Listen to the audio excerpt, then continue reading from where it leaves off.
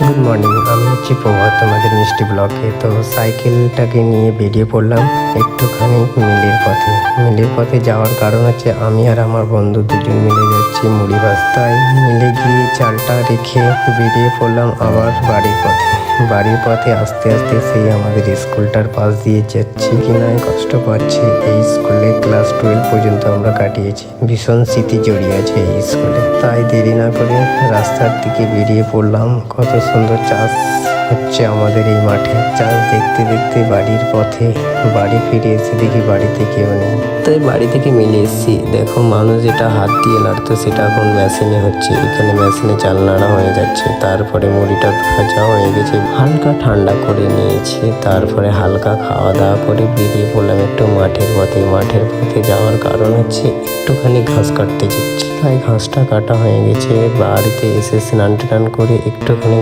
তাই বাড়ি থেকে বেরিয়ে পড়লাম মাঠের উদ্দেশ্যে। মাঠে আস্তে আস্তে সামনে বললো কলা, এটা হচ্ছে মসুরি কলা, একটু খেয়ে নিলাম। তারপরে আমার একটা বন্ধু কল করে বলেছে রামপুরহাট থেকে ঘুরে, তাই বন্ধুদের সাথে রামপুরহাট যাচ্ছি। রামপুরহাট যেতে যেতে সামনে এইরকমভাবে ট্রাফিক হবে ভাবতে পারিনি। তারপরে বাড়ির পথে আস্তে আস্তে সন্ধ্যে লেগে গেছে।